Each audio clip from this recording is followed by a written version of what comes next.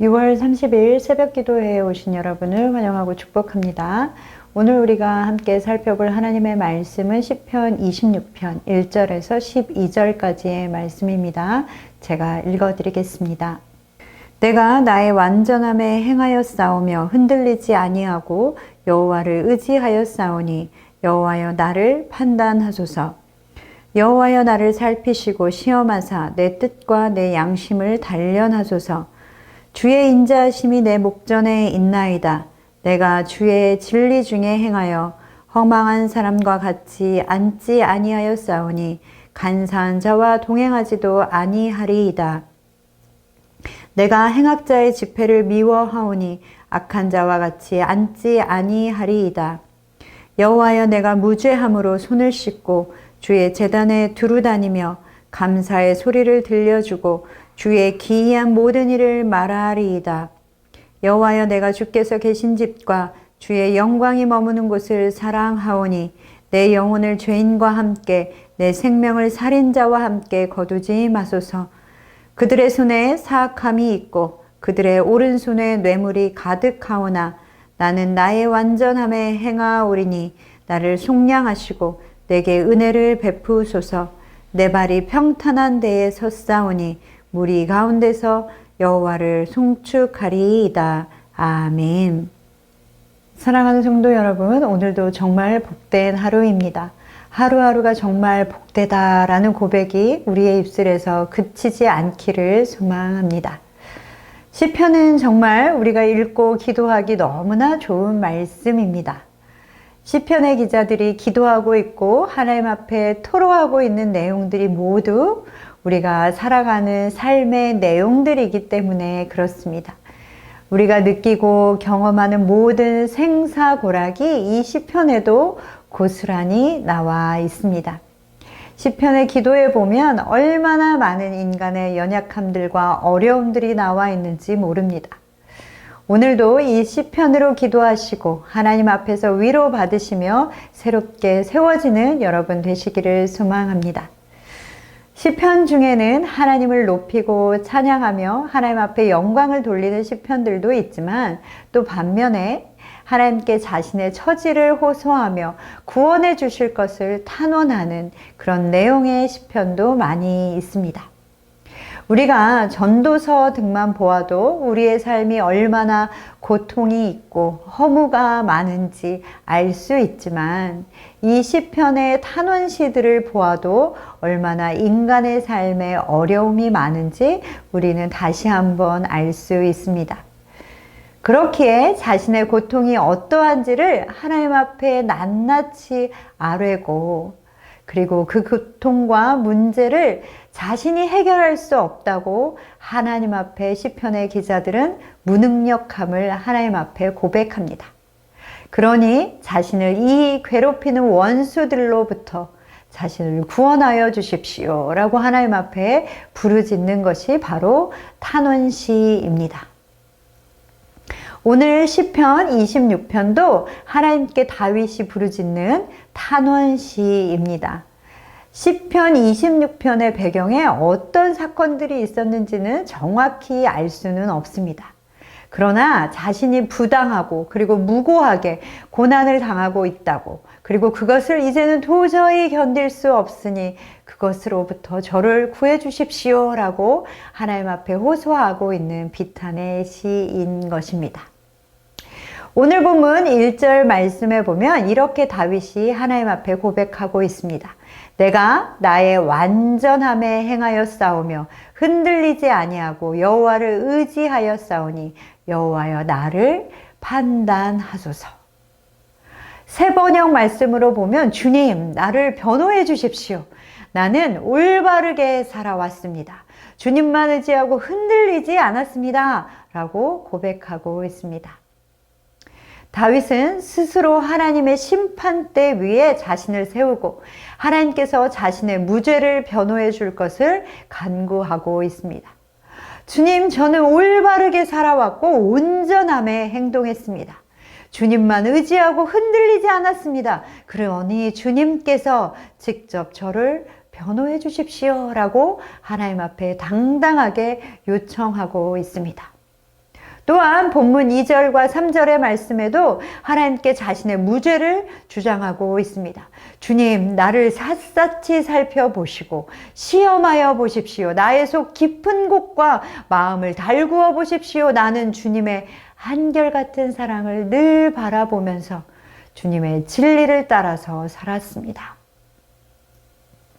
사랑하는 성도 여러분, 하나님께 자신을 구원해 달라고 무고하게 고난을 당하고 있는 것으로부터 건져달라고 기도하고 부르짖는다 해도 어떻게 내가 완전하게 행동했고 나는 주님만을 의지했습니다 라고 고백할 수 있겠습니까? 그렇게 고백하는 것은 결코 쉬운 일이 아닙니다. 또한 나를 샅샅이 살펴보셔도 저는 부끄러울 것이 없습니다 라고 고백한다는 것은 참으로 놀라운 고백입니다. 여러분은 다윗처럼 나는 늘 주님의 사랑만 바라보고 주님의 진리만을 따라서 살았습니다 라고 당당하게 고백하실 수 있으십니까? 다윗을 포함한 그 누가 하나님 앞에서 자신의 의의를 주장할 수 있으며 자신의 완전함과 흠없음을 그리고 올바름을 주장할 수 있겠습니까? 그럼에도 불구하고 다윗은 자신의 의의를 주장하고 있습니다. 그렇다면 다윗이 자신의 의의를 주장하며 하나님 앞에서 완전함을 말할 수 있는 이유는 무엇이겠습니까? 사람들이 어려움과 고통에 처하면 보이는 몇 가지의 방법들이 있습니다. 먼저 어떤 사람들은 그 어려움과 고통을 받아들입니다. 그 고통을 받아들이는 사람들의 대부분은 그것을 해결해 보려고, 타개해 보려고 열심을 다하고 자신이 할 수 있는 모든 방법을 동원하여 애를 씁니다. 그런데 반해 회피하는 성향이 있는 사람들은 그 어려움과 고통이 너무나 극심하기에 그것을 누군가에게 책임을 전가하고 자신은 그냥 눈을 감아버립니다. 너무나 고통스럽기에 그럴 수 있습니다. 이 상황은 어쩔 수 없는 상황이야. 이것은 내 탓이 아니야. 내가 무엇을 할 수 있는 게 아니야. 내가 무엇을 한다 해도 그것은 변하지 않을 거야 라고 자신을 다독이며 시대의 상황과 다른 사람들에게 책임을 전가합니다. 그러나 이렇게 자신이 타개해 보려고 열심을 다하는 사람이든 다른 사람이나 상황에 책임을 전가하며 회피하는 사람이든 이 고통스러운 상황이 오래 지속된다거나 그 무엇을 해도 해결이 안 될 때 사람들은 어떻게 반응하는지 아십니까? 그럴 때 사람들은 하나님의 사랑을 의심합니다. 아니, 하나님이 나를 사랑하신다면 어떻게 그렇게 하실 수 있을까?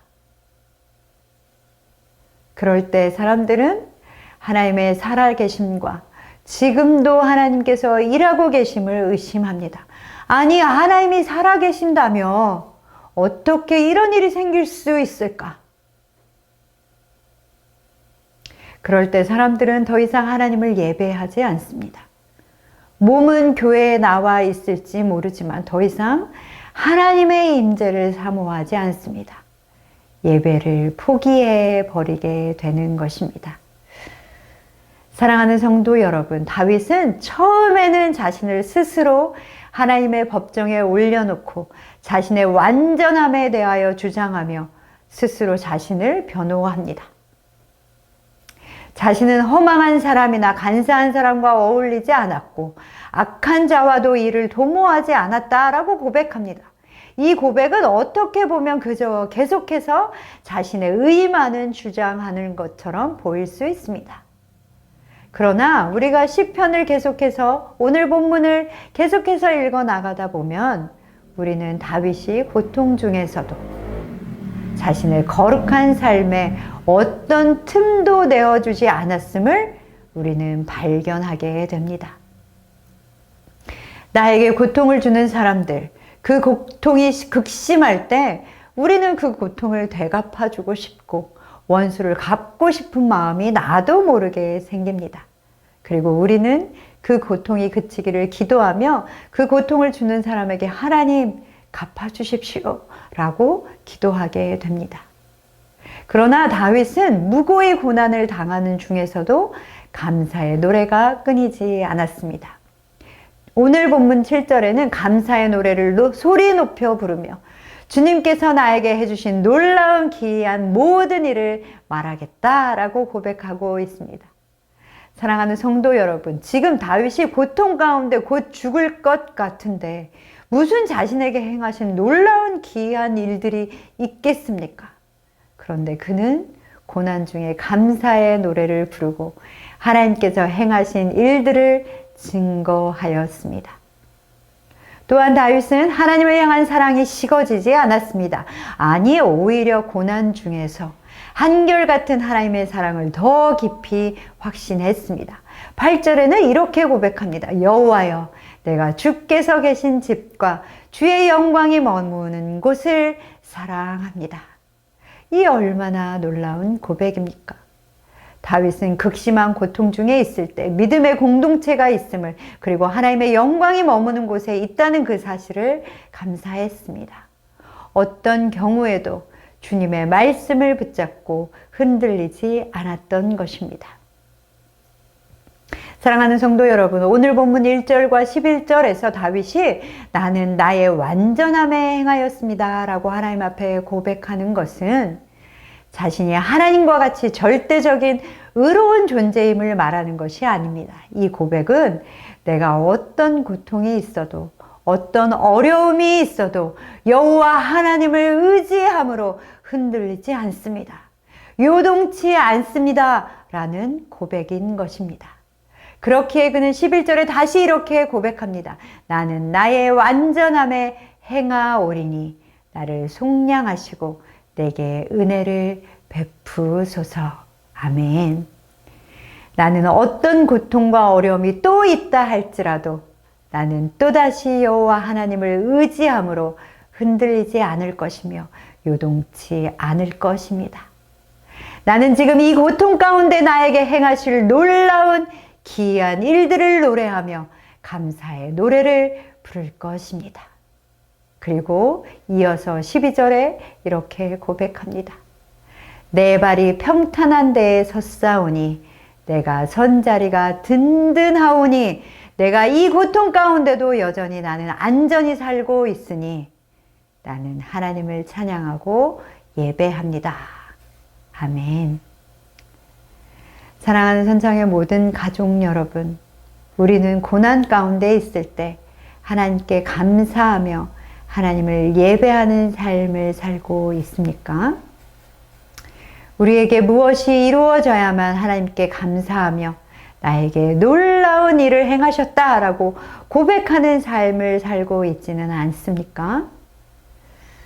다윗은 지금 살아 숨쉬는 것만으로도 여호와를 송축하겠다라고 고백하고 있습니다.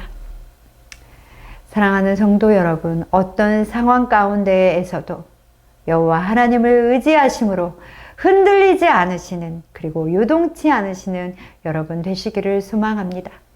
우리에게는 요동치 않을 충분한 이유가 있지 않습니까? 하나님께서 우리의 산성이시며 우리가 발을 디디고 설 반석이시며 요새이시기 때문에 그렇습니다. 우리 하나님께서 우리의 모든 문제보다 크신 하나님이시기 때문에 그렇습니다. 사랑하는 성도 여러분, 흔들리지 않고 오늘도 나에게 기이한 일을 행하셨다라고 고백하시는 하루 되시기를 소망합니다.